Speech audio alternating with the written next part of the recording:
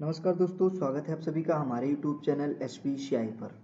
तो पिछली वीडियो में हमने आपको डिज़ाइन टैब बहुत ही अच्छे से समझा दिया था, तो इस वीडियो में हम लेआउट टैब को समझेंगे।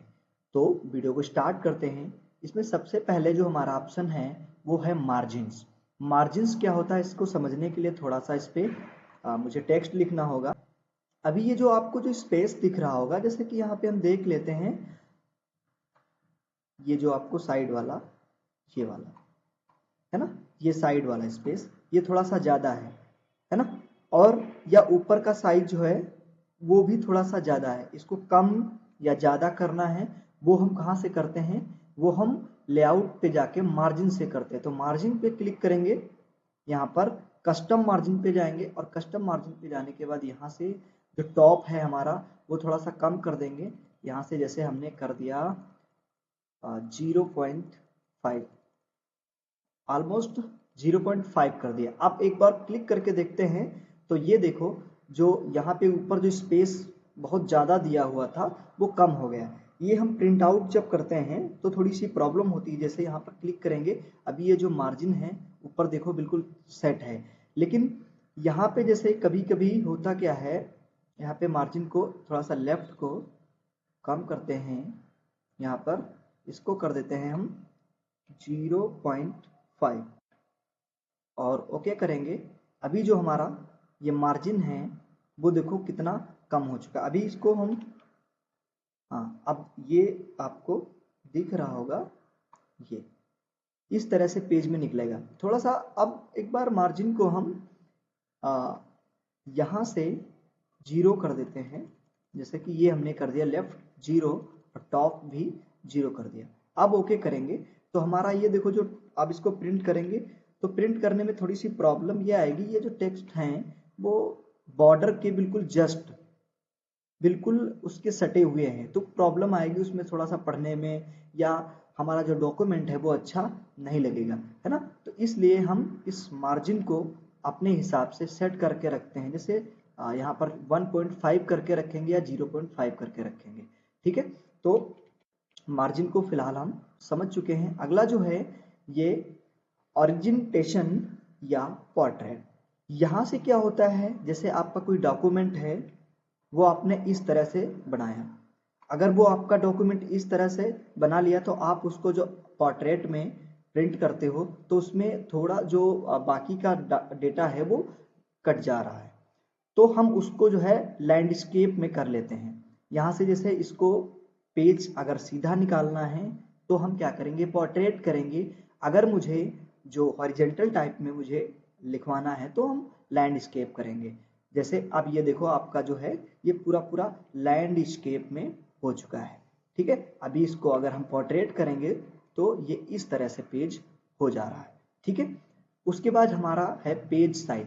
जैसे बाय डिफॉल्ट आपने कोई डॉक्यूमेंट बहुत अच्छी से मेहनत से बनाया, उसके बाद होता क्या है, आपने पेज को सेट पहले से नहीं किया था, मान लो A5 में था या A3 में था या लेटर टाइप में था, और आपने जो प्रिंटर में अपना पेपर लगाया है वो A4 साइज का लगाया है, तो प्रॉब्लम ये होती है उसमें से अच्छा प्रिंट नहीं निकाल पाता है, वो डिफ़ॉल्ट हो जाता है। तो क्या करेंगे, यहाँ से हम पहले एक बार चेक कर लेते हैं कि मेरा जो साइज पेज का है वो कैसा है। अगर मुझे यहाँ से कोई साइज देना है तो यहाँ से दे सकते हैं। अगर यहाँ से मोर पेपर साइज मतलब अपने हिसाब से कोई साइज पेज का देना है तो यहाँ से उसकी हाइट और विड्थ को हम चेंज कर सकते हैं, ठीक है।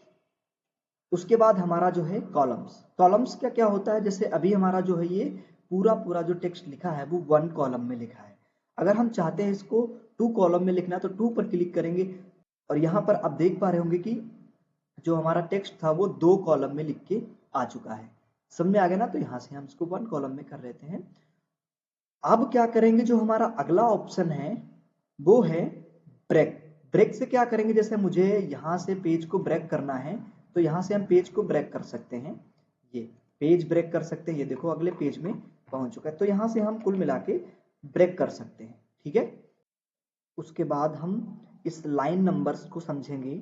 लाइन नंबर्स क्या होता है, इस पर क्लिक करेंगे। क्लिक करने के बाद अगर मुझे ये हमारे पास जितनी भी लाइनें दिख रही हैं, हर लाइन को मुझे काउंट करना है या हर लाइन पे मुझे नंबर देना है, तो क्या करेंगे, यहाँ से हम लाइन नंबर पे क्लिक करेंगे और कॉन्टिन्यूअस कर देंगे यहाँ पे क्लिक करके, और आप लोग देख पा रहे होंगे कि जितनी भी लाइंस हैं वो एक नंबर वाइज हो चुकी हैं, है ना। अगर मुझे यहाँ से जो भी मुझे लिखना है, लिखने के बाद अगर हम इंटर करेंगे तो हमारे पास ऑटोमेटिक जो नंबर है वो जनरेट होते रहेंगे, ठीक है।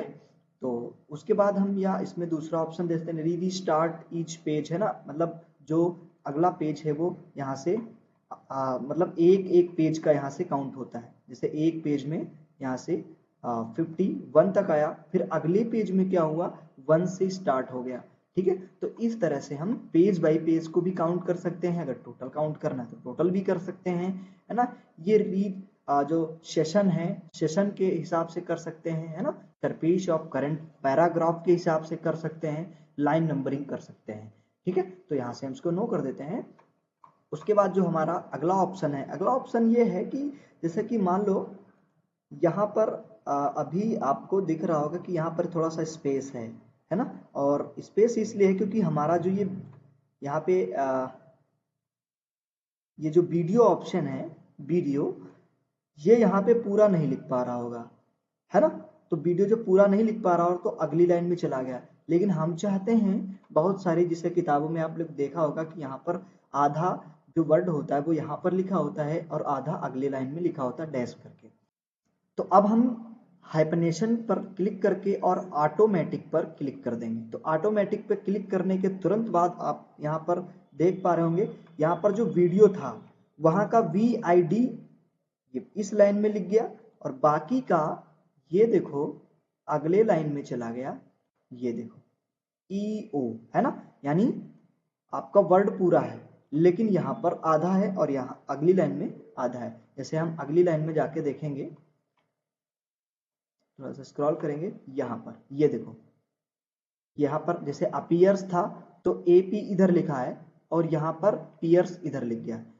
उसके बाद हमारे पास जो पैराग्राफ ऑप्शन है इस पर क्लिक करेंगे। क्लिक करने के बाद जैसे पहले हम इस पैराग्राफ को सेलेक्ट कर लेंगे। सेलेक्ट करने के बाद अगर मुझे लेफ्ट जितना भी आपको स्क्रॉल करना है, ये देखो मुझे जितना लिखना है हम उतना खिसकाते रहेंगे, यहाँ से उतना लिख सकते हैं, समझ में आ गया ना।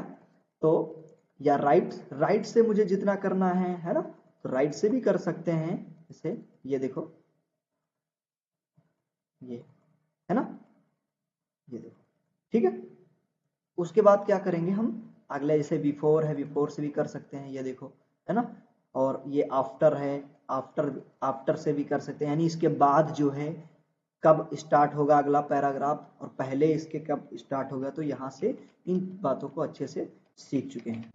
उसके बाद जो अगला ऑप्शन है हमारे पास वो है पोजीशन। अभी पोजीशन जो है वो इनेबल नहीं है, तो पोजीशन को इनेबल करने के लिए पहले इंसर्ट पे चलेंगे। इंसर्ट पे जाने के बाद यहाँ से कोई शेप्स ले लेंगे, जैसे हमने ये शेप्स ले लिया। अभी क्या हो रहा है, अभी इस शेप पे अगर हम इसको यहाँ पर रख रहे हैं तो पीछे इसके जो बैक में लिखा है वो सारा जो टेक्स्ट होता है वो हाइड हो रहा है। हम चाहते हैं कि इस पे कोई पिक्चर भी रखें और मेरा जो टेक्स्ट लिखा है वो हाइड ना हो। तो इसलिए हम पोजीशन पे क्लिक करेंगे। पोजीशन पे जाके यहाँ पर पोजीशन पूछ रहा है कि आपको कहाँ पे रखना है, सेंटर रखना है ना, लेफ्ट रखना, राइट रखना है। इस पर क्लिक करेंगे। अब यहाँ पर क्लिक करके अब इसको जिधर भी खिसकाएंगे, यानी अब इसको कहीं भी सेट करेंगे तो हमारा जो टेक्स्ट है वो हाइड नहीं होगा। उसके बाद वार्प टेक्स्ट क्या होता है, जैसे वार्प टेक्स्ट पे हम क्लिक करके देखते हैं। जैसे यहाँ से हम इंसर्ट पे जाएंगे, इंसर्ट पे जाने के बाद यहाँ से हम ले लिया कोई यस, है ना। अब इसको यहाँ से इधर खिसका रहे हैं तो अभी तो खिसक रहा है। तो वार्प टेक्स्ट पे अगर हम कर देंगे नो लाइन टेक्स्ट, इस पे क्लिक कर दिया, अभी ये देखो, है ना। तो अभी अच्छे से हम इसको खिसका नहीं पा रहे हैं, है ना, ये देखो। तो इसको यहाँ से वार्प टेक्स्ट से अगर आपको स्क्वायर रखना है तो स्क्वायर भी कर सकते हैं, है ना। टाइट रखना है, थ्रो करना, टॉप बॉटम बिहाइंड, है ना, और या इन फ्रंट ऑफ टेक्स्ट, या एडिट करना चाहते हैं आप इसको एडिट भी कर सकते हैं, है ना। तो इसे इन फ्रंट ऑफ टेक्स्ट कर लेंगे। आप क्या करेंगे, इसको कहीं भी उठाकर हम ले जा सकते हैं। जैसे आपने बहुत सारे ऑप्शन देखे होंगे, जैसे आपने कुछ लिखा वर्ड आर्ट से और या आपने शेप से कुछ लिया तो वो अगर उसको हम कहीं एक तरफ से दूसरे तरफ ले जाना चाहते हैं तो होता नहीं है, तो यहाँ से रैप टेक्स्ट से कर सकते हैं। ठीक है, तो रैप टेक्स्ट को भी समझ चुके हैं। उसके बाद हम अगले को समझेंगे जो हमारा ये ब्रिंग फॉरवर्ड और बैकवर्ड है। इसको समझने के लिए इंसर्ट पे क्लिक करेंगे। इंसर्ट पे क्लिक करने के बाद यहाँ पर जैसे हमने ये रेक्टेंगल ले लिया और यहाँ से शेप्स ये ले लिया, दोनों पे कलर जो है अलग अलग हमने फिल कर लिया। अभी ये हमारे पास जो है वो शेप्स जो है ऊपर है, हम चाहते हैं यहाँ से शेप्स को बैक करना या फॉरवर्ड करना है, या इस पे कुछ टेक्स्ट लिख देंगे हम, टेक्स्ट है ना, तो टेक्स्ट को भी फॉरवर्ड कर सकते हैं। जैसे इसको हम बैक करना चाहते हैं तो सेंड बैक फॉरवर्ड, इस पे क्लिक किया। अब ये आपने देखा कि ये जो हमारा जो सर्कल था वो पीछे छिप गया है। ठीक है, यहाँ से अगर मुझे फ्रंट करना है तो इसको फ्रंट भी कर सकते हैं। समझ में आ गया ना। या अब इस पे सिलेक्शन करेंगे, इस वाले पे सिलेक्ट करने के बाद यहाँ से इसको फॉरवर्ड करना है या जैसे भी रखना है आपको, यहाँ से फॉरवर्ड कर सकते हैं। उसके बाद हम इस पैन वाले को समझेंगे, तो यहाँ पे थोड़ा सा बैक कर लेते हैं। इस पे क्लिक किया, अब ये देखो इसको कर रहा है। अब यहाँ पे अगर क्लिक करेंगे तो यहाँ पे इसको ले रहा है। तो अगर हम यहाँ से जो आई का जो आइकन दिख रहा होगा, इससे क्या होता है, अगर मुझे इसको छुपाना है तो इस पे आई वाले पे क्लिक कर देंगे तो हमारा ये जो भी होगा वो हाइड हो जाएगा। समझ में आ गया ना। या यहाँ से शो कराना है तो यहाँ से क्लिक करेंगे तो शो हो जाएगा। ये हो गए। अगला ऑप्शन है हमारे पास ये अलाइन। अलाइन से क्या होता है, जैसे हमें क्या रखना है, ये अभी जैसे इसको हमने थोड़ा सा बड़ा कर लिया, अगर हमें इसको सेंटर में लाना है तो बढ़िया से सेंटर में नहीं ला सकते। क्यों? क्योंकि हम कितना भी अच्छा करें, क्योंकि वो माप अलग होती है जो बाय डिफॉल्ट हमारे पेज से होती है। तो अगर हम यहाँ पर अलाइन से करेंगे, अगर मुझे इसे सेंटर में ले जाना है तो यहाँ पर क्लिक करेंगे, सेंटर में ले जा सकते हैं, या मुझे टॉप पर ले जाना है, टॉप पर ले जा सकते हैं, है ना। जैसे सेंटर हमने क्लिक किया और उसके बाद यहाँ से मिडल क्लिक किया, है ना, तो ये देखो बिल्कुल पेज के बीचों बीच में पहुंच चुका है ना। अब इस पर भी क्लिक करेंगे, मुझे इसको खिसकाना नहीं है, सीधा सीधा अलाइन पर जाएंगे। अलाइन पर जाने के बाद यहाँ से सेंटर किया, सेंटर करने के बाद यहाँ से मिडल कर दिया, तो ये देखो पूरा पूरा ऑटोमेटिक यहाँ से मिडल में आ चुका है। उसके बाद अगला ऑप्शन हमारे पास ग्रुप। ग्रुप क्या होता है, जैसे इस पे इस वाले पे क्लिक किया और कंट्रोल को प्रेस रखेंगे और दूसरे वाले को भी क्लिक कर लिया, अब हमारे पास ग्रुप ऑप्शन आ चुका है। पहले क्या करते थे, अगर हम इसको खिसकाएंगे तो एक एक खिसक रहे हैं, अभी इनको ग्रुप कर लेंगे। तो इसको क्लिक किया, उसके बाद कंट्रोल प्रेस रखेंगे और इस पर क्लिक किया, क्लिक करने के बाद ग्रुप को यहाँ से ग्रुप कर लेंगे और यहाँ से अब हम दोनों को साथ खिसका सकते हैं। अब यहाँ से लास्ट ऑप्शन जो हमारा है वो रोटेट, यहाँ से रोटेट कर सकते हैं। ठीक है, तो आज की वीडियो में आप लोगों ने लेआउट को बहुत ही अच्छे से समझ लिया है।